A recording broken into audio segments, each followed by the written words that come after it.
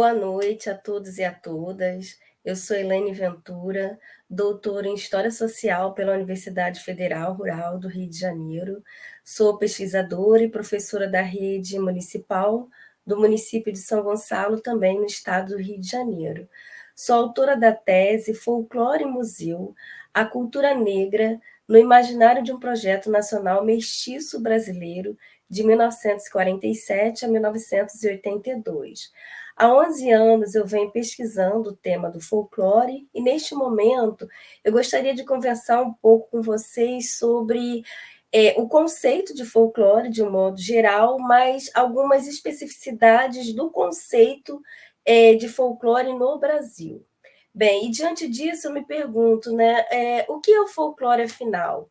Bem, o conceito de folclore ele é um tema muito explorado na historiografia, né, com vários autores consagrados que refletiram sobre as questões, e eu gostaria de destacar dois autores. Né? O primeiro foi o Peter Burke, lá no livro A Cultura Popular na Idade Moderna, onde ele vai dizer que o conceito de folclore foi criado no século XVIII pelas elites ilustradas, que tinha o objetivo de demarcar as fronteiras sociais e culturais entre aquilo que era delas, ou seja, algo de uma origem erudita, e aquilo que seria, então, popular, do povo, né? Aquilo subalterno. E desde então, segundo o autor, né, o folclore ele passa a ser entendido como um conceito construído para naturalizar as hierarquias e preservar as relações de poder. Partindo de uma análise um pouco mais específica, mas também revisitando o conceito de folclore, o Michel Dissertot, lá no livro Culturas no Plural, no capítulo mais específico chamado A Beleza do Morto, ele vai revisitar o conceito de folclore, levando em consideração a sua associação ao exotismo. O que seria, então, o exotismo para o autor? Né? E por que a associação do folclore à questão do exótico? Bem, primeiro, para ele, seria mais uma forma de preservar as hierarquias e a subalternização daquilo que seria, né, representativos do povo.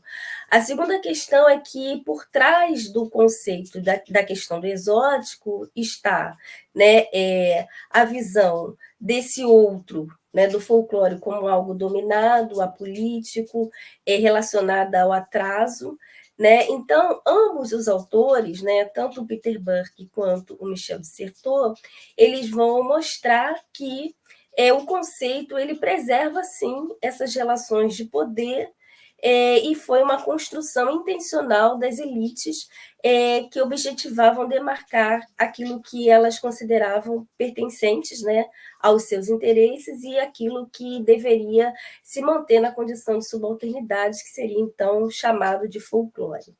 Bem, diante dessas críticas, eu me perguntei, né, primeiro, porque, num determinado momento da nossa história, a cultura negra foi associada ao conceito de folclore, às questões de folclore, né?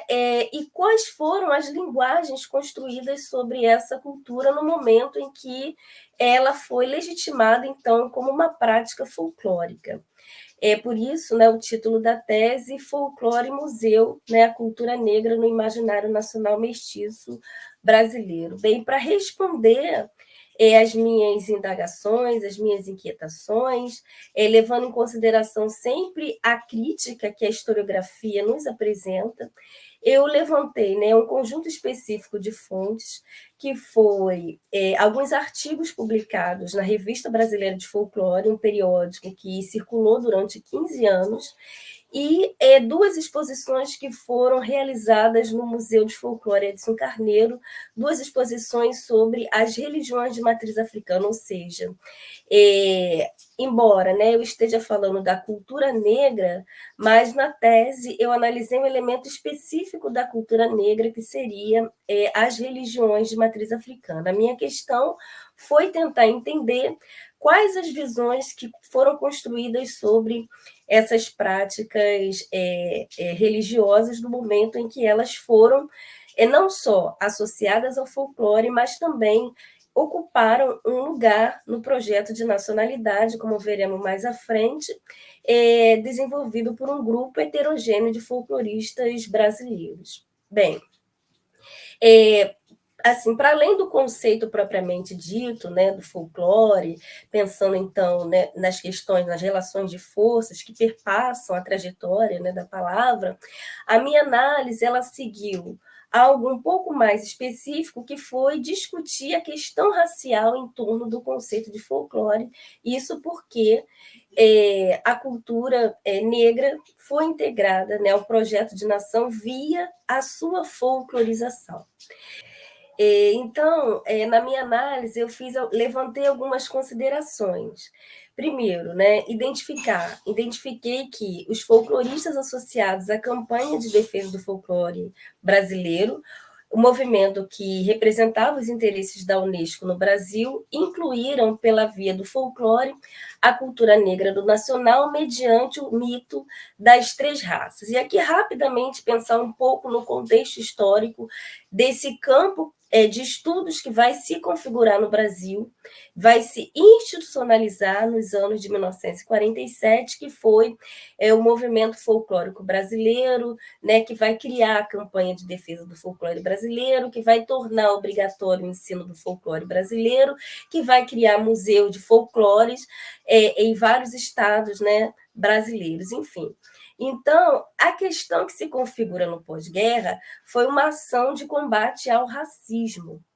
E a Unesco ela passou a ver no folclore um instrumento de preservação da paz e o estímulo do respeito às diferenças culturais entre os povos. Então, foi nessa frente que um grupo de folcloristas vinculados a esses interesses da Unesco vão criar um projeto próprio de brasilidade e nele vai haver um lugar para a inclusão da cultura negra de modo geral e das religiões de matriz africana de modo particular no projeto nacional que vai se materializar diante do mito das três raças formadoras.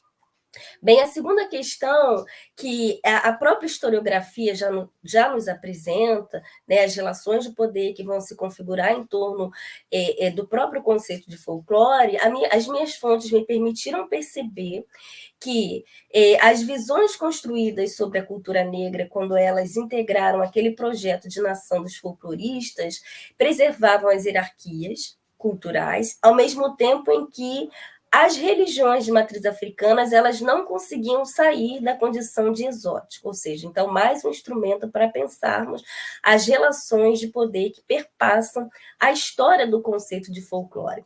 A minha terceira consideração foi pensar que, ao ocultar os conflitos étnico-raciais, tendo em vista que a inclusão da cultura negra no nacional se deu pelo mito das três raças, e nesse discurso que está por trás é o próprio silenciamento dos conflitos, né? Então, ao fazer esse ocultamento das tensões étnico-raciais, o que houve foi um projeto que vai marginalizar a identidade negra perante a identidade nacional, ou seja, então, nos meus estudos de folclore no Brasil, eu faço uma análise mais específica, discutindo a questão racial em torno do próprio conceito, em torno do momento em que foi construído, né, um campo de estudos sobre o folclore no Brasil a partir dos interesses da Unesco na experiência do pós-guerra.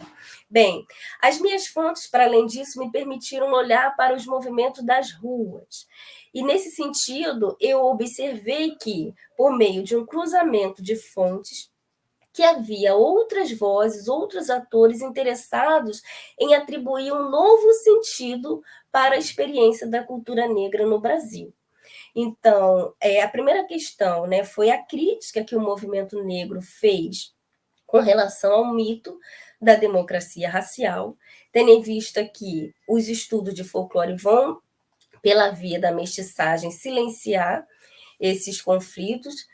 A segunda questão foi a crítica que grupos religiosos estavam fazendo ao tratamento que as religiões de matriz africana estavam recebendo, ou seja, elas estavam sempre sendo tratadas como exóticas. E os grupos religiosos queriam recuperar não só o sentido político da religião propriamente dita, mas que pudesse haver um tratamento daquelas práticas como uma religião. Então, nesse sentido, mediante o cruzamento de fontes, eu observei que havia uma disputa sobre como as religiões de matriz africana elas iriam aparecer nesse projeto de nação que foi configurado nos estudos de folclore. Elas apareceriam como uma religião ou como folclore. Então, essas foram as disputas que eu identifiquei na minha pesquisa. Bem, a última questão, né, foi observar que, na verdade, tanto as questões, as contestações do movimento negro, no que se refere, né, à denúncia com relação ao mito da democracia racial, quanto os próprios grupos religiosos, o que me permite observar é que, naquele momento, o que houve entre os que estavam amparados pelo Estado, que eram os folcloristas, e as pessoas que estavam nas ruas, o que houve ali foi uma disputa política em torno da construção de uma memória para a cultura negra e a sua inclusão no nacional. Né? E aí eu destaco que o movimento negro eles estavam o tempo todo, né, buscando separar a cultura negra da ideia de folclore. Isso a gente observa, por exemplo, na Carta de Princípios, né, que foi publicada em 1978 pelo grupo, quando o movimento negro ele vai se unificar no Brasil. Quer dizer, então, isso nos permite perguntar, né, o que está por trás disso. É a própria recuperação do sentido político da cultura negra, que, sobre a ótica desse grupo, não deveria mais estar associada ao folclore. Bem, essas foram as considerações que eu trouxe na minha pesquisa, levando em consideração, então, a especificidade do conceito de folclore no Brasil, no qual, né, me permitiu pensá-lo a partir da questão racial num determinado momento da nossa história. Muito obrigada, boa noite.